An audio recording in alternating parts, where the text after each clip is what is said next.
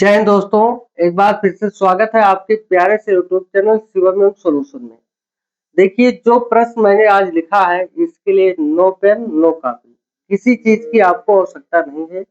ये आप देखते ही इस प्रश्न को मैं इस प्रकार से आपको समझाऊंगा कि इसके लिए पेन और कॉपी की आवश्यकता नहीं पड़ेगी। आप इसको तुरंत सीखने वाले हैं। ठीक है, देखिए प्रश्न हमारा क्या है। निकट दृष्टि दोष एवं दूर दृष्टि दोष, ये कक्षा 10 में बहुत ही महत्वपूर्ण प्रश्न है। ये प्रश्न पूछा आता है कि निकट दृष्टि दोष पूछेगा या दूर दृष्टि दोष पूछेगा। पूछ लेता है कि निकट दृष्टि दोष को दूर करने के लिए किस प्रकार के लेंस की आवश्यकता होती है, दूर दृष्टि दोष को दूर करने के लिए किस प्रकार के लेंस की आवश्यकता होती है। ये सारी चीजें मैं आज आपको समझा दूंगा बड़े ही अच्छे से। देखिए, निकट दृष्टि दोष क्या है। निकट दृष्टि दोष, अगर मैं ये कहूं कि निकट दृष्टि दोष में व्यक्ति के जिस व्यक्ति की आंख में निकट दृष्टि दोष हो जाता है। यहाँ देखिए मैंने क्या कहा कि जिस व्यक्ति की आंख में निकट दृष्टि दोष हो जाएगा। ये किसके लिए मैंने कहा है? व्यक्ति के लिए, क्योंकि व्यक्ति की आंख में ही तो दोष होता है। ये दोष जो होते हैं, निकट दृष्टि दोष और दूर दृष्टि दोष, मानव के नेत्र में होता है, आंख में होता है, आई में होता है, ये दोष हो जाते हैं। तो जिस व्यक्ति को निकट दृष्टि दोष हो जाएगा, उस व्यक्ति को नजदीक की ही वस्तु स्पष्ट रूप से दिखाई देगी। कहने का मतलब है कि जैसा दोष वैसे ही प्रकार की उस व्यक्ति को वस्तुएं दिखाई देंगी। अगर निकट दृष्टि दोष है तो निकट की वस्तु क्या होगी? दिखाई देगी। निकट की वस्तु दिखाई देगी। अभी भैया जी किसको दिखाई देगी? तो आप कहोगे कि इस व्यक्ति को दिखाई देगी, किंतु दूर की नहीं। क्या लिखोगे? किंतु दूर की नहीं। किंतु दूर की नहीं।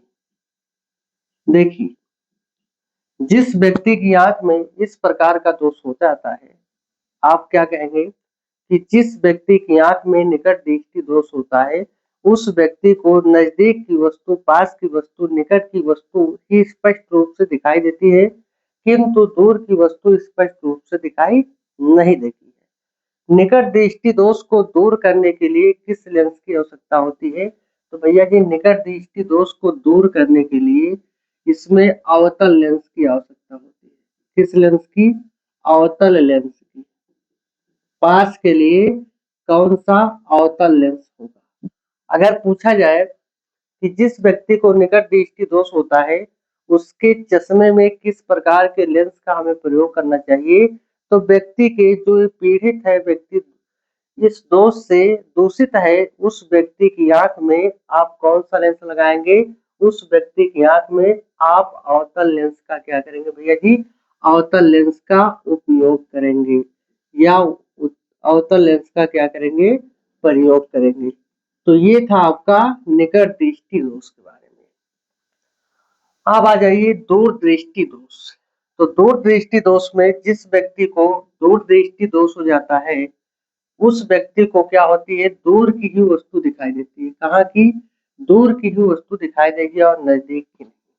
मैंने क्या बोला कि जिस व्यक्ति की आंख में दूर दृष्टि दोष हो जाता है, उस व्यक्ति को दूर की वस्तु स्पष्ट दिखाई देती है, लेकिन नजदीक की वस्तुओं में वो विभेद नहीं कर पाता है, नजदीक की वस्तुओं को स्पष्ट रूप से नहीं देख पाता है। तो वह दोष आपका क्या हो जाएगा? दूर दृष्टि दोष कहलाएगा। दूर दृष्टि दोष को दूर करने के लिए व्यक्ति के चश्मे में किस लेंस का आप प्रयोग करेंगे? तो व्यक्ति के चश्मे में हम उत्तल लेंस का प्रयोग करेंगे। किस लेंस का? उत्तल लेंस का प्रयोग करेंगे। तो ये आपका बेहतर एक वीडियो था।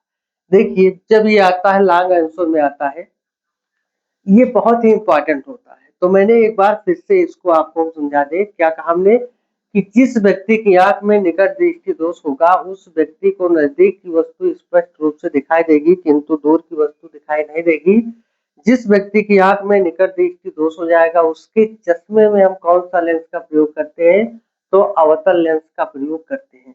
दूर दृष्टि दोष, जिस व्यक्ति की आंख में दूर दृष्टि दोष हो जाता है उसको सिर्फ दूर की ही वस्तु स्पष्ट रूप से दिखाई देती है, किंतु नजदीक की वस्तु को वो नहीं देख पाता है, नजदीक की वस्तुओं में विभेद नहीं कर पाता है, उसको हम दूर दृष्टि दोष कहते हैं। और दूर दृष्टि दोष अगर जिस व्यक्ति को हो जाता है उसके चश्मे में हम किस प्रकार के लेंस का प्रयोग करते हैं?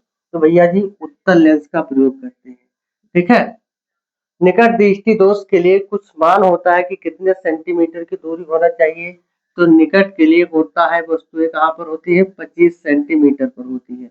निकट के लिए कहाँ पर होती है? 25 सेंटीमीटर पर होती है। दूर की वस्तुओं के लिए क्या कहता है? दूर के लिए भैया जी यहाँ देखिए, दूर के लिए जो वस्तु रखी जाती है वो अनंत पर रखी जाती है। कहाँ पे? अनंत पर। ठीक है, अनंत, इनफाइनाइट, इस प्रकार से इसका प्रतीक होता है। ठीक है, ये सीएम लिखा है, सीएम का मतलब यहाँ पे क्या है? सीएम का अर्थ होता है सेंटीमीटर। क्या होता है? सेमी। सेमी लिखते हैं, सेंटीमीटर को क्या लिखते हैं? सेमी लिखते हैं। तो ये था प्यारा सा वीडियो, कैसा लगा एक बार कमेंट में सुझाव जरूर दें। धन्यवाद।